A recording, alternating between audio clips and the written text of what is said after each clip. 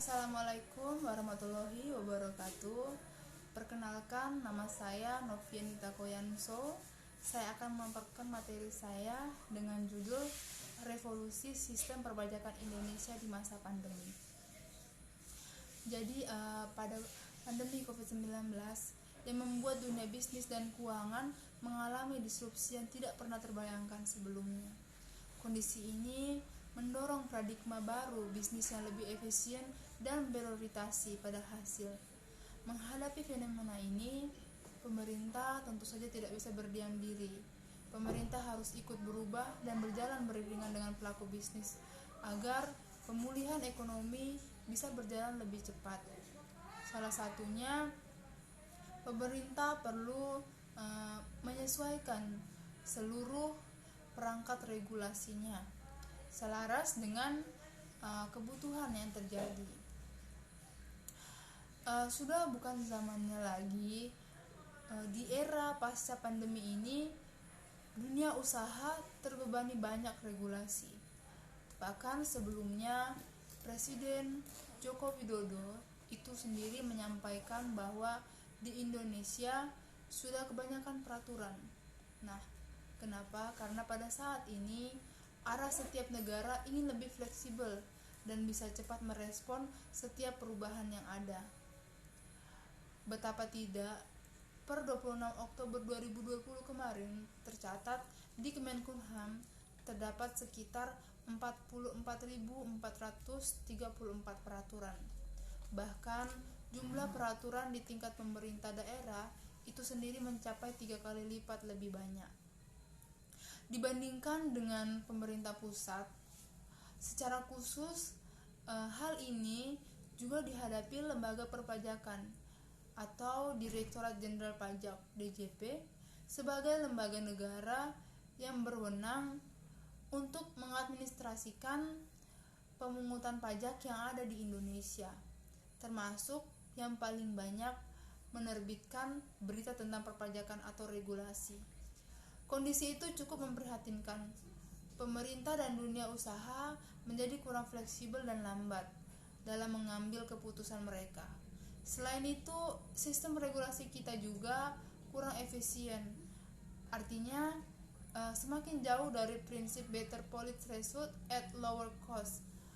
Pesatnya perkembangan teknologi informasi semakin memudahkan kejahatan atau white collar crime seperti praktik rekayasa dan juga keuangan, termasuk korupsi pajak. Nah, oleh karena itu, menurut hemat penulis, pandemi ini menjadi momentum yang paling tepat untuk melakukan reformasi regulasi perpajakan. Jadi bisa dikatakan bahwa transformasi digital itu menuntut sistem perpajakan semakin membuka atau mempercepat kanal pembayaran pajak yang lebih luas lagi dan mudah dan paling cepat untuk dilakukan. Upaya reformasi regulasi perpajakan bisa menyasar dua aspek. Apa saja? Yaitu yang pertama kuantitas dan juga kualitas peraturan. Ini bertujuan untuk bisa membentuk sistem regulasi perpajakan yang sederhana dan juga efisien untuk meningkatkan daya saing dan akselerasi ekonomi. Secara kuantitas, reformasi ini diarahkan pada simplifikasi berupa perampingan jumlah aturan dan harmonisasi proses bisnis regulasi secara lebih komprehensif, dan alhasilnya ke depan tidak akan lagi ada terjadi tumpang tindih atau bahkan timbul konflik di lain hal. Tentunya langkah tersebut membutuhkan adanya suatu kelembagaan sistem regulasi yang kredibel dan akuntabel. Karenanya, kelembagaan ini harus diisi oleh sumber daya manusia atau yang bisa memiliki integritas dan kapabilitasan tinggi. Dengan langkah tersebut, reformasi regulasi perpajakan akan menciptakan peraturan yang berkualitas. Nah, artinya upaya akan semakin meningkatnya efisiensi dan efektivitas kebijakan fiskal, yakni peningkatan penerimaan pajak yang lebih optimal. Dalam implementasinya, reformasi ini akan mendorong sistem perpajakan yang lebih fair dan memberikan kepastian ataupun kenyamanan bagi wajib pajak atau WP. Jadi khususnya bagi WP ini retail, yakni WP individual kelas menengah ataupun bawah, sehingga diharapkan pola interaksi antara aparat pajak dan juga WP sendiri itu lebih transparan dan efisien.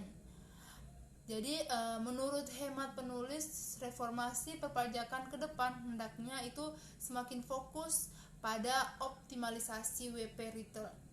Meski secara nominal nilai pajak individual kecil, tetapi secara agregat potensi penerimaan pajaknya bisa luar biasa. Bahkan bisa mengalahkan wajib pajak orang kaya. Kenapa? Karena ini dibuktikan di Inggris bahwa tingkat pajak rata-rata efektif WP berpenghasilan rendah lebih tinggi ketimbang WP pada berpenghasilan tinggi. Nah, ketika lebih berorientasi pada pajak retail, maka sistem perpajakan perlu menyesuaikan perilaku WP. Ibaratnya sebagai konsumen, perilaku WP saat ini mengalami pergeseran akibat pandemi COVID-19 dan transformasi digital.